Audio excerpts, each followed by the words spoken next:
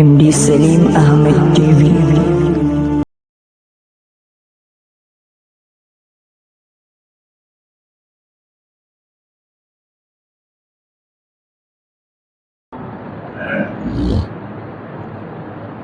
সম্মানিত তাওহীদি জনতা, মহান আল্লাহ তাবারক ওয়া তাআলার অপার অনুগ্রহে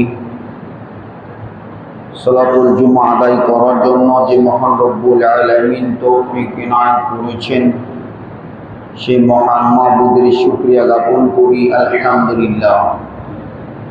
অতঃপর দুরূদ ও সালাম বর্ষিত হোক সাইয়্যিদুল মুরসালিন ইমামুল আম্বিয়া মুহাম্মদ আরবি শাফাআতের কান্ডারি জনাব মুহাম্মদ রাসূলুল্লাহ সাল্লাল্লাহু আলাইহি ওয়াসাল্লামের প্রতি আল্লাহুম্মা সাল্লি আলাইহি আল্লাহুম্মা বারিক আলাইহি। খুতবার আলোচ্য বিষয় হচ্ছে মহানবী সাল্লাল্লাহু আলাইহি ওয়াসাল্লামের জীবন বৃত্তান্ত। আজকে রবিউল আউয়ালের 2 তারিখ, মহানবী সাল্লাল্লাহু আলাইহি সাল্লামের আগমনের মাস, মানে জন্মের মাস। ঐতিহাসিক গুণের মতে বা আমাদের বাংলাদেশের প্রেক্ষাপটে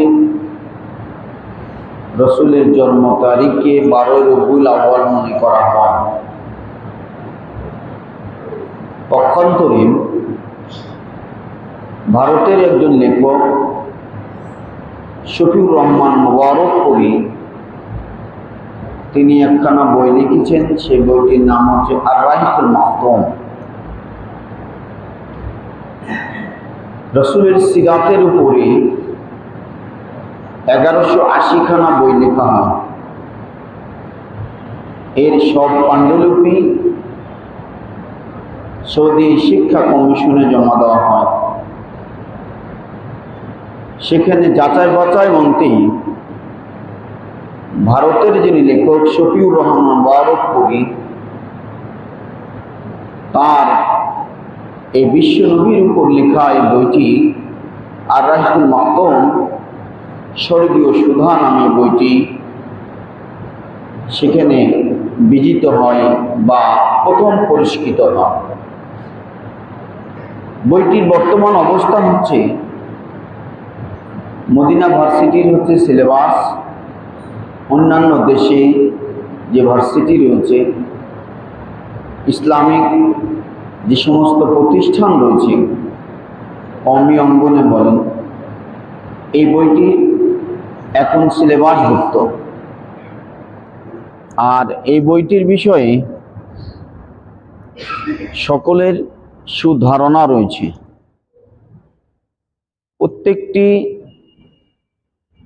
মানুষ বা মুসল্লি বা যেই হোক না কেন, এই বইটিকে পড়া দরকার। এত নিখুঁত এবং আমরা আমাদের শেষ নবী হযরত মুহাম্মদ রাসূলুল্লাহ সাল্লাল্লাহু আলাইহি সাল্লামের জীবনী এবং কাল কিয়ামতের মাঠে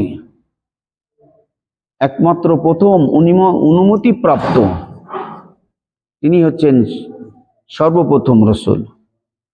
তিনি বলেছিলেন, আমি পৃথিবীতে আগমনের দিক থেকে পরে, কিন্তু ফলাফল যেদিন হবে সেই দিন আমি আগে। অর্থাৎ কাল কিয়ামতের মাঠে প্রথম আমাকে অনুমতি দেওয়া হবে, আমাকে বলা হবে, ডাক দেওয়া হবে, আমাকে ডাকবে, আমার নাম ধরে আমাকে ডাকবে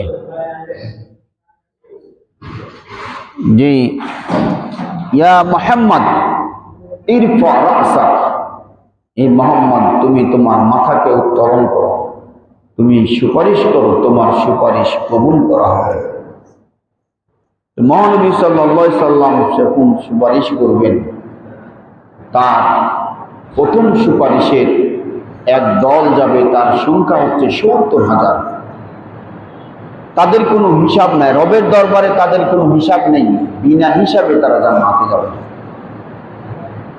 যাই হোক, আমি ওইদিকে যাচ্ছি না, এটি একটা গুরুত্ব বর্ণনা করার জন্য আমি বললাম। তো এই বই থেকেই আমি রসুলের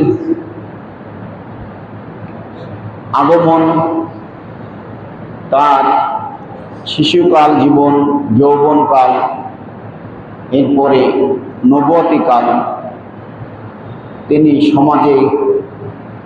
সামাজিক অবস্থান কেমন ছিল এই বিষয়ের উপর আলোচনা করব।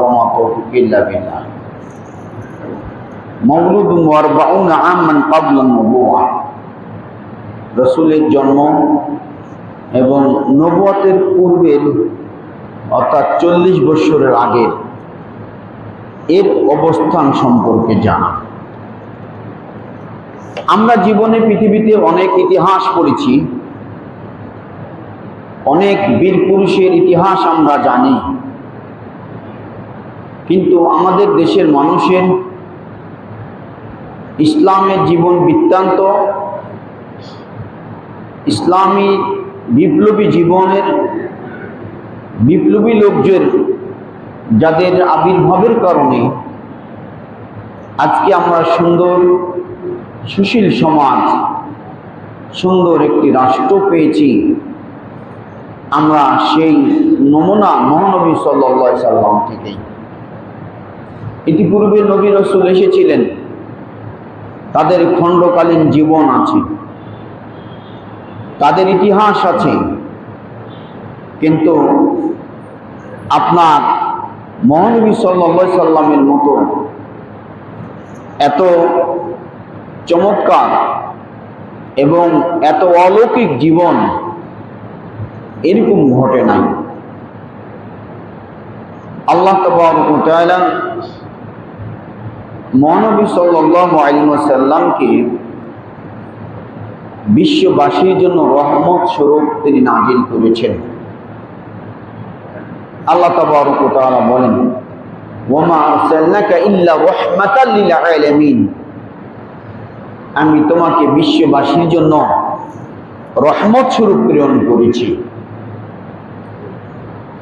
তাফসীরে কুরতুবীর ভিতরে তাবারি এখানে দুইটা ভাগ করেছেন।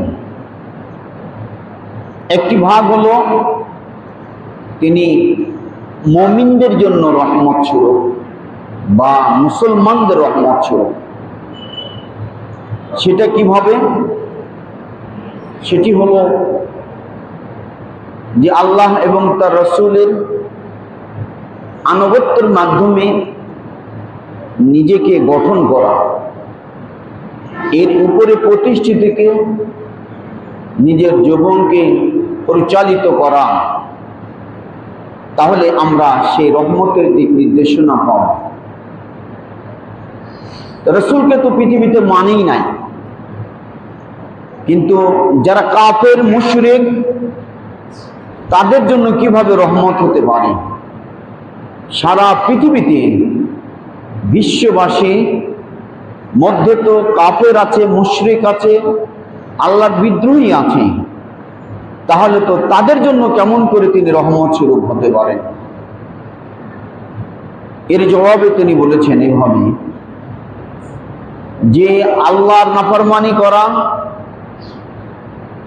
আল্লাহর বিরুদ্ধে যাওয়া, আল্লাহকে অস্বীকার করা, আল্লাহকে না মানা, এর ফলশ্রুতিতে আসমানি গজব, আল্লাহর যে ক্রোধ, আল্লাহর যে শাস্তি নামার কথা ছিল, কিন্তু তিনি দয়ার নবী হিসাবে, শেষ নবী হিসাবে প্রেরণ করার জন্য, এই ভূমির জন্য রহমত স্বরূপ হওয়ার কারণে আপাতত তাদের উপর আল্লাহর তৎক্ষণাৎই এই গজব আর আসবে না। ভিডিওটি দেখার জন্য ধন্যবাদ।